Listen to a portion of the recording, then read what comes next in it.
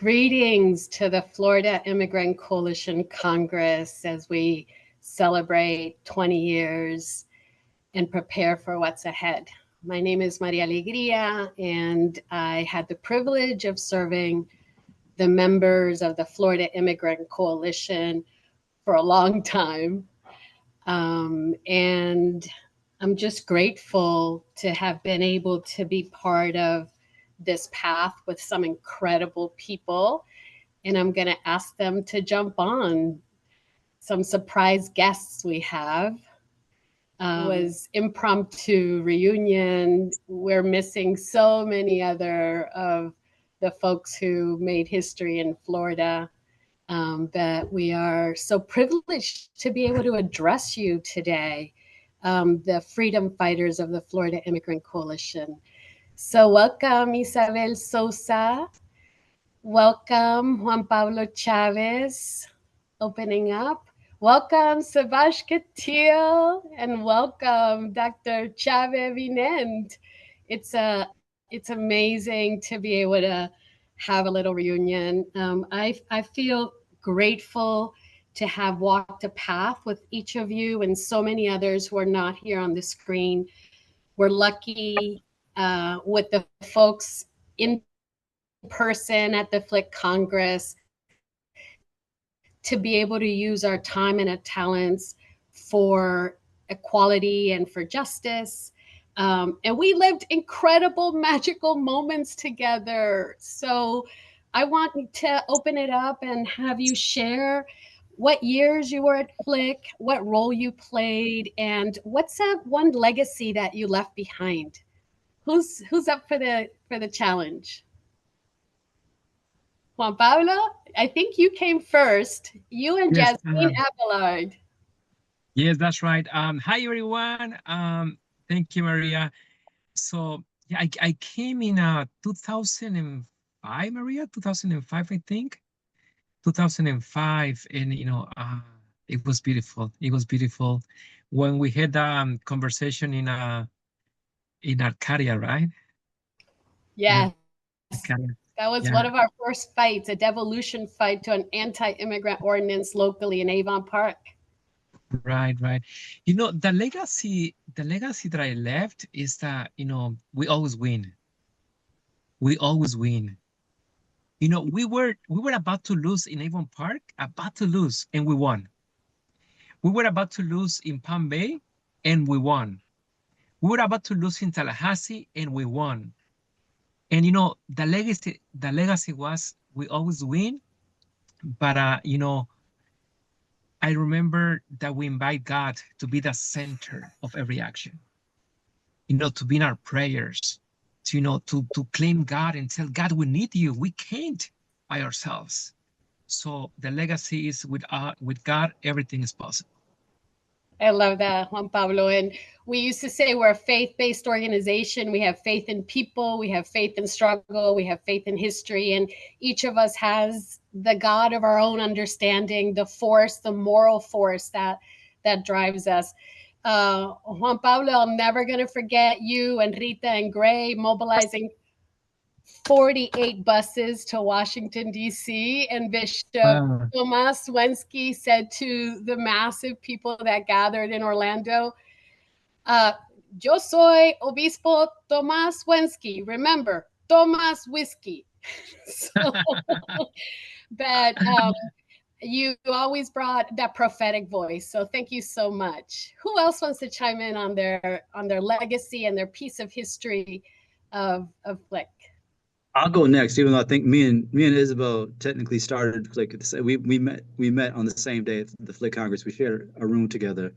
Um, uh, I'll go because it's something that I think, I was gonna say that the thing I felt most proud of was twofold. One, kind of us building out responses at the time to a lot of really intense and dangerous ICE raids that were really deeply impacting our communities. And then the last thing was like our very first win at We Are Florida, and the We Are Florida campaign to this day was one of the most powerful campaigns I was ever part of. And it's really hard for me to say at this time to celebrate those things because a lot of the things that we won are being rolled back, right? But it makes me think about something. Well, probably like what you're saying about how we almost lost makes me think about something. You know, each of the wins we had, I just remember those moments of like profound loss and profound pain, where we were sitting about and thinking about what was happening to the people that we cared about. I remember when you know, the Dreamers I Swear developed the end campaigns. Part of it came out of me sitting in a car, like tearing up and bawling, because a dreamer that I cared a lot about didn't want to wait for another birthday in detention, to fight a deportation, and just wanted to get deported. And I feel like a year before we have Florida, I remember Maria and I were just like kind of upset about like how ICE was expanding its reach into every county, across Florida, right? And just feeling frustrated by that. And I say that for a reason because I feel like there's been a lot of really painful moments where we felt like the sky was falling on our communities. And out of each of those moments, I can say there was things that changed the course of the country that came out of Florida, and came out of a lot of the folks on this call, and a lot of the folks are going to be receiving this information, and a lot of leaders that have really transformed the country. And so, like, just we're at really dark times, and I don't want to undermine that. I don't want to pretend that that's not happening, that we're not in really dark times. And I think it's just a thought for me that, like, for every ounce of pain that we're going through, it's just a feeling for me that for every ounce of pain we're all experiencing, and fear and anger, that there's ingenuity and strategy that comes out of that, and that just, you know, to hold the faith a little bit longer, not the faith in things that are abstract that you can't ascertain, but faith in your ability to really develop solutions to problems that even we never even imagined. And so that's what holds me. And you know, we've been there before, where we felt helpless and hopeless, and some of us didn't even feel like continuing anymore, and we took and encapsulated that into ingenuity and into solution building.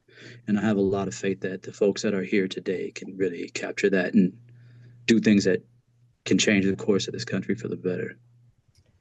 Beautiful, Sabash. Let's name Emmy. Emmy was that dreamer that got deported to Bangladesh, if I'm not mistaken. Mhm. And end campaigns were the education, not deportation.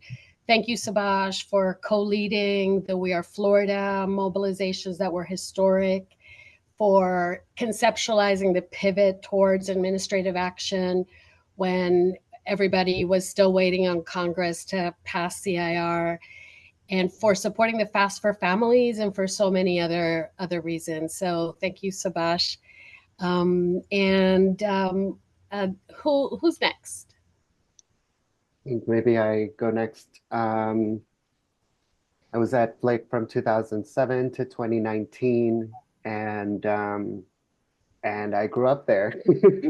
I mean, it was all of my 20s. It was coming out of high school, you know, coming out of the closet, like just changing my name, and embracing my trans identity. It was just the most transformative years of my life, getting to grow up in the company of just people that literally inspired me every day and still do.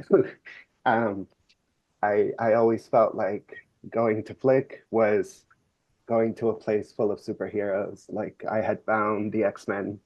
And yeah, and I can't emphasize enough how like transformative it has always been, that like in that time period, every single one of you made me feel like I could change the world, like I could have a transformative impact on the lives of others. That yeah, that there's like power in community. And so I learned organizing from all of you. I learned everything I know about detention and homeland security and deportation defense initially from Sabash. And I'm just so proud that to this day, like the family emergency preparedness guides that like we developed are still being used every single day by members of FLIC all over the state. The Know Your Rights curriculum, yeah, the education, not deportation work that has now been readapted to meet the demands of our current moment and the new wave of mass deportation efforts and the raids response efforts in the state. So yeah, I mean, anytime I see those materials, I just get flashbacks of all of the faces of all of the people who um, who helped to make those materials come to life with their own lived experience, with their own pain, with their own struggle, with their own resilience, their courage. There's so much life in every single material that FLIC uses.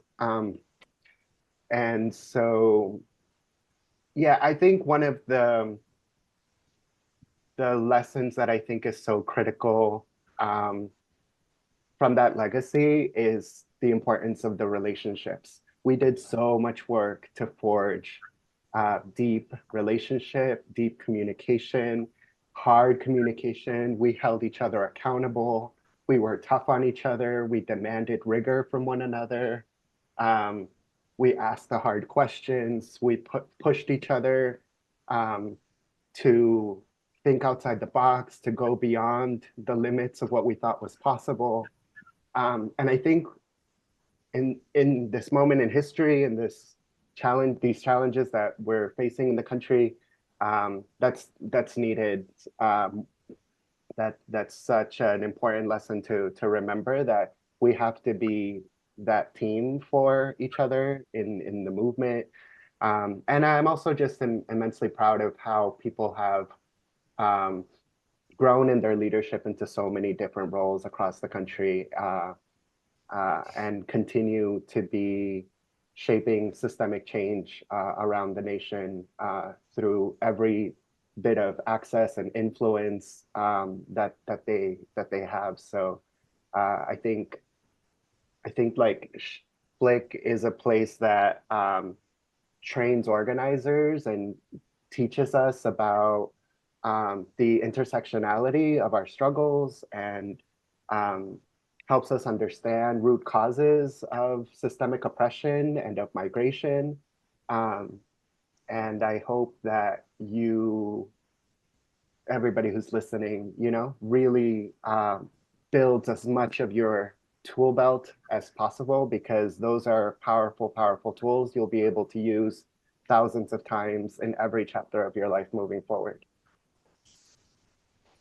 Thank you, Isa. Thank you for always bringing your authentic self and deepening the conversation to make it real. We shared so many spaces where people gave their testimony, and through that honest testimony, we're able to find courage to take action together. And I feel privileged to have witnessed that. And as you said, we grew up together. We emboldened and became creative and endeavored together in so many different ways. And there's layers and layers of youth leaders who are now running important infrastructure in the state and in the country. I wish I could name all the names, but there's so many.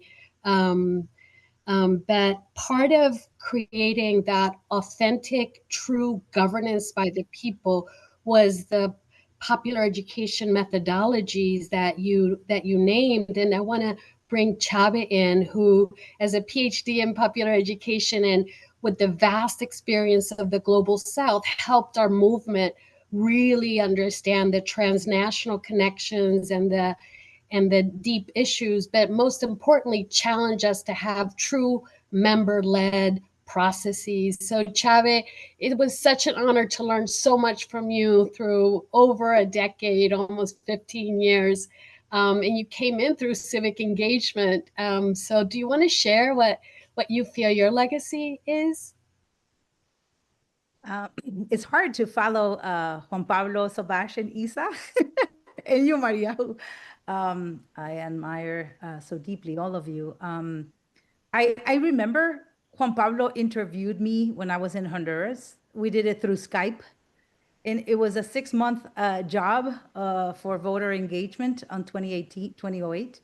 I remember I was like, oh my God, this guy is good, Juan Pablo, like good organizer, but not thinking that, what I had studied, which is Freudian pedagogy, revolutionary pedagogy methodologies that have to do with organizing, but that have been neglected in organizing, could be applicable to FLIC and to FLIC's job. So I was just excited to stay on. There wasn't a job for me at the beginning. So it was like, I think 11 hours at the beginning because you didn't have money, Maria, to kind of hire me. But I'm like, okay, let's try it. Let's see. And so I think that's a little bit of a bio. But I think in terms of legacies, transforming our membership annual assemblies into participatory governance processes took a while, but definitely we were able to use PAR methodologies, participatory action research, community, popular research into governance. So creating ballot initiatives, creating not only naming or electing board members, but issues that would be priorities or the type of membership responsibilities, things like that, that were like inside the dynamic of the organization of the coalition. So I think that would be one thing. And every year it was a school. Every year it was a school. Things that I had learned in Central America were even better by the General Assembly. So I was like implementing things that I had learned, but actually learning more by what FLIC was able to do in their General Assemblies. Definitely the University Without Walls, and Isa touched on it. We had to do some political education school inside of FLIC. We were realizing that we needed to talk about LGBTQ issues. We needed to talk about gender contradictions. We needed to talk about class contradictions. We needed to talk about ideology. We needed to talk about root causes of migration. And we didn't have formal curriculum that was ours. And the members were asking for it. And so we created the University Without Walls with a lot of participation from our members. We did several testings of the curriculum until we got to a place that the root causes of migration curriculum, I've been sharing it with the Miami Working Center right now this year. They're doing it, they were doing it less than a month ago. And it's so beautiful to see the transnational passport. We all should be having transnational passports. We should be linking the root causes of migration. We can't be talking about domestic migration policy without foreign policy. And we need to connect the two. And Miami Workers Center is using that curriculum. So I love the fact that it's still alive, And I'm gonna end with the third, which kind of touches what Juan Pablo and Sabach said, and a little bit of what Isa said, is the relationships, but in particular, the relationships that we were able to build locally in Palm Beach when the We Are Florida was happening. We had huge raids in Lake Worth, and a Comité de Defensa del Barrio, a defense committee, was created following examples from Andy Lon, and that committee was really amazing. We were working together with Latino radio stations in Palm Beach and with advocates that were white that had very good intel into the advocacy issue of the campaign. And that threesome, that local work of the comité, the radio massive, bringing hundreds, sometimes 500 people together, and the advocacy that was very smart, the Jill Hansons, the Kara Jennings, all those people were bringing such smart, needed targeting that we needed for the campaign. That was magical. That was magical. And I want to remember and honor a particular person, René Sánchez. René Sánchez is dead. Sí, que en paz descanse. René Sánchez, a Mexican amazing worker. He comes from the Lou Dobbs issue when we were trying to unveil the hypocrisy of Lou Dobbs and having workers that were undocumented working on his horse farms in Palm Beach. And he was one of the victims of that article, actually. So the fact that he was prophetic cost him the job, and he never recovered. but he entered the Comité del Defensa del Barrio. He entered the local work at Lake Worth and became a leader. And he was just so natively clear about his role as a leader. He had to self-deport because he was not finding any possibilities for him. And he died a few months later because of an illness. René Sanchez, just like the one that you brought, Sabash, is in my mind, is a martyr of the movement, is I think somebody who reminds me of the inspiration that still keeps me going. Thank you, Chave. You know, in our efforts of pulling very diverse groups together and building unlikely alliances, we were able to defeat the Arizona copycat, defeat the Corrections Corporation of America, who wanted to build the largest for-profit prison, family prison. We were able to pass wage theft work and defeat the Florida Retail Federation, who tried to preempt it and litigated against it and replicated across the country. Folks from FLIC helped found United We Dream, and leaders from FLIC helped found the Black Immigrant Network, because we know that intergenerational leadership is so important, and multiracial leadership is essential to fight this racialized capitalism that we see. And through the facilitation you did, Chave, we saw that the work of FLIC is a star in a constellation of racial justice, of worker rights, of gender justice, of understanding the root causes of poverty and globalization. And we also saw that xenophobia is just the tip of the iceberg that we're seeing that reflects so much of marginalization and economic exploitation below. So that's a little bit of the analysis. Our practice was to do true organizing, relationship building, but also, as has been said, transforming the collective, holding each other accountable to dream and to believe that dream. We had a slew of victories that we've named today, and we also faced the Trumpism in 2016 and pivoted to mass Know Your Rights, to a hotline so we could both listen, document, and respond, and to a variety of different civic engagement muscles that we build, including inserting naturalization in the civic engagement continuum. So there's a richness body of work. But then in 2018, we also had to fight the beginnings of the neo-Confederacy with DeSantis. And 10 years before the country is sliding into neo-fascism, we were dealing with so much of the repression that we're facing now. These are very dangerous times, as Sabash has said. If anybody wants to share words of wisdom or words of hope, of things that get you grounded in this time, for those in the room at the FLIC Congress who are working on so many important issues and are trying to bring together our power for a true democracy and an economy where we can all thrive, and for our true humanity to be honored amidst the diversity. All of that to say, final words of wisdom to the membership, the organizations, the fighters, the lovers of the Florida Immigrant Coalition.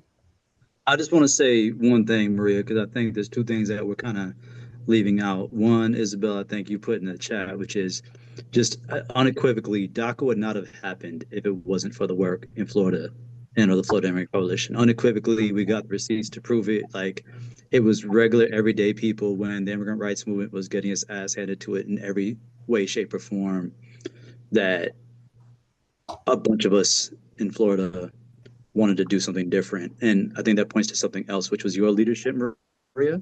And I feel like you're being a little bit too humble on this call. You're not talking about it enough. You built a big tent of the weirdest people possible, and you gave us a space to be weird.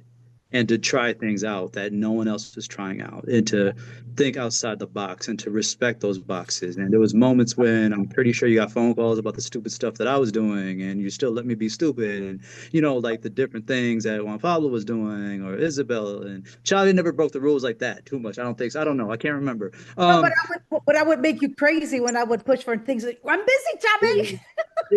No. So, but you allowed us to you allowed these big personalities to be big personalities and to try different things out and to try things out that were controversial. And I think the way we get through this, the way we get through the next couple of years is by really kind of diving deep into who we are and diving deep into the same thing I said before, into the pain, but also into the creativity, and to try different things out that even might feel crazy, and I feel like they were going to work. Isabel was yelling at me one day, like everything we're doing is not working, and some of us just don't want to live no more. I'm going to step out and I'm going to walk, and I want people to join me. That became the Trail of Dreams. If it wasn't for the Trail of Dreams, we wouldn't have had DACA. We just wouldn't have, right? You know what I mean?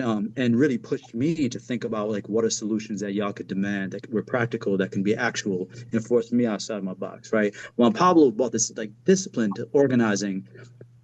Juan Pablo drive me crazy about this discipline of organizing, but about this discipline and the skill that I've never seen before in my entire life, right? Chave would just bring this idea around educating people and using people's own ingenuity to build education, but all of that was possible, Maria, because you allowed all of us in all of our weirdness and craziness to be who we were and to be the best versions of ourselves. And so just the only words of wisdom I have is just really build each other's angels up, be each other's better angels, bring out each other's better angels. And while you're living through these hard times, just think differently and lean into the different thoughts you're thinking. Be the crazy ones and think of newer ideas. That's the only thing I want to say. I love you. Yeah, and to just add to that, I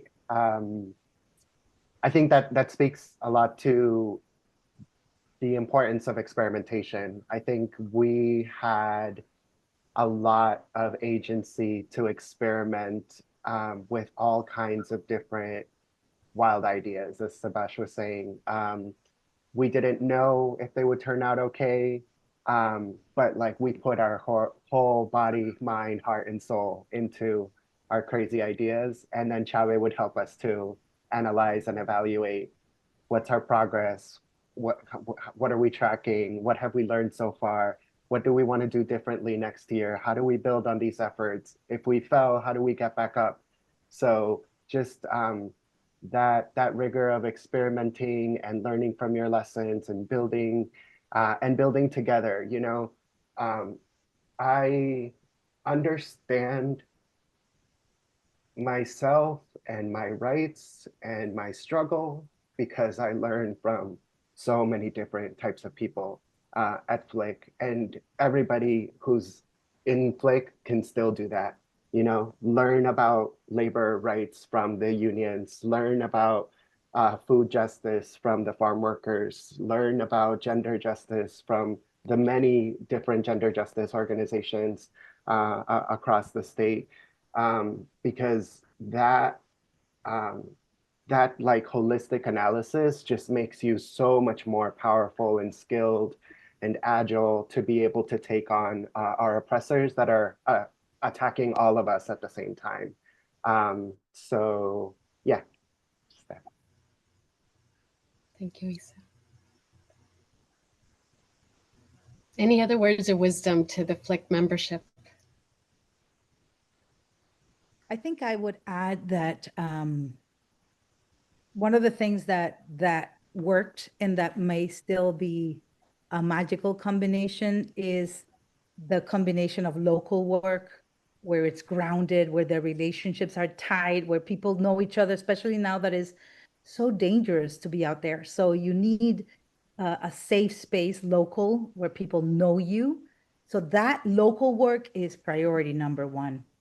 The fact that FLIC is statewide, so it allows you to not be just in your county, not in Palm Beach only, or Lake County, or in Orlando, or in a particular area, but also think connecting smaller localities to a bigger family is also part of the magic. So wherever you're meeting in Congress, whether it's hybrid, whether it's face-to-face, the fact that you're meeting with others that are part of the statewide family, it's been part of the magic. In these times is a safety net. So it increases the safety net. And then continuing with the alliances at the national level with like-minded coalitions and networks that allow us not to only think about immigrant rights, but how you were saying, Isa, connecting with all the different dots, because it's not the immigrant community only who's being attacked, it's so many who are being attacked. So the national and state alliances allow us to make those connections. And finally, connecting with the transnational, the folks that are being deported in Lake Worth. I'm hearing of Guatemalan friends of mine who have been deported already, and we're connecting with them in Guatemala. They are victims of the genocide in Guatemala, and they are still engaging. And we need to figure out that connection, because if not, it's like a total break, and that's what they want to do. So if we can continue the bridge, which is what we were teaching on the passport, on the transnational passport, the bridge, we need to connect the dots with the transnational efforts, any repatriation of bodies, any somebody who's been kidnapped in the Mexican consulate takes over and helps out. We need to make those connections because it's part of the 4 magical points. Thank you, Chave, always laying out such great analysis. It reminds me of the class plan, Juan Pablo. Hola, Reca. Juan Pablo, do you have any final words that you want to share? The class plan was coordinated local action statewide simultaneously early on when we're trying to braid together diverse groups onto a common plan. Yes, you know, Maria, I always connect the immigrant fight con el pueblo de Israel, with the people that were, leaving Egypt and coming to the promised land. Always was the same connection. I've been helping a lot now that the days are very difficult. And I've been helping in churches, communities, organizations, everywhere. We know that things are very difficult. We know that. But one thing that I have been telling people, que nuestra esperanza, nuestra alma, nuestras convicciones no van a ser deportadas. ¿Ok? Nuestros valores no van a ser deportados. Y recuerdo el pueblo de Israel que caminó 40 años, pero fueron 40 años no porque era difícil, sino porque el cambio de mentalidad fue lo difícil. So changing our mentality is the biggest challenge, ¿ok? Por eso fueron 40 años. Y Moisés no entró a la tierra prometida. Moisés couldn't go to the promised land. He couldn't go. He didn't go. He chose not to go, ¿ok? No fue. Pero con eso yo comprendí que no importa dónde estemos, it doesn't matter where you are the promised land. You are the promised land. It doesn't matter where you are the promised land, and your soul is not going to be deported. Your hope is not going to be deported. Your values are not going to be deported. Your convictions are not going to be deported. Y por último, quiero decir también que en la fe, ¿no? Esta tierra es temporal. Esta tierra es temporal. En 100 años, nadie de nosotros va a estar aquí. Nadie. Ni se va a acordar. In 100 years, none of us will be here. Our faith is temporal. Right. Y nadie de nosotros va a estar aquí y nadie se va a acordar de nadie de nosotros. In 100 years, no one is going to remember. And nobody's going to remember us. Right, no one. Pero entonces comprender que there is another promised land. Hay otra esperanza. Y no victimizarnos, porque Dios nos ha creado a su imagen y semejanza. Y el ser imagen y semejanza de Dios, no somos víctimas, somos imagen de Él. Y el ser imagen de Dios, oye, eso es lo máximo. O sea, no hay nada mejor en este mundo que ser imagen de Dios. We are in the image of God, so we are godly and powerful, so we cannot be victims of any system. Thank you, Juan Pablo. Y por último,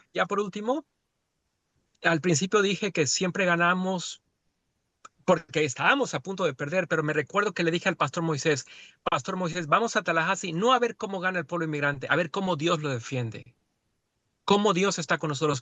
So what is my final word? You know, if we don't invite God in ourselves, you know, everything is going to collapse sooner or later. So invite God to be the center of my life. It's going to help us to win. Thank you, Juan Pablo. Wow. And I'm going to keep driving, okay, because I have to be in a meeting at 6 o'clock. So Thank you, Juan Pablo. Thank you Sure. so much.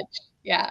Thank you, JP. I want to just say to the FLIC members that thank you, because you are the leaders of this movement. FLIC is privileged to have an exceptional staff with depth of leadership, a staff that is courageous, leadership that is creative, leadership that is ambitious for the bold change that we need. And together with membership, with the organizations and the individuals, no matter where you come from, you have an important part to play. And whether we win or lose in the short term, we are liberating ourselves by connecting with each other based on some values. So thank you for the fight. May peace reign on all of our hearts, including the people of Palestine and Puerto Rico and everywhere in between. And I want to just say thank you to all the other folks who put in their little bit, their granito de arena, their little piece to make the Florida Immigrant Coalition the force that it is today. And it will only continue to grow under the current leadership of Tessa, Renata, Stephanie, and the incredible board. Many blessings to everybody. And we got to do this reunion again and in person with a talent show. Bye, everyone. Thank you.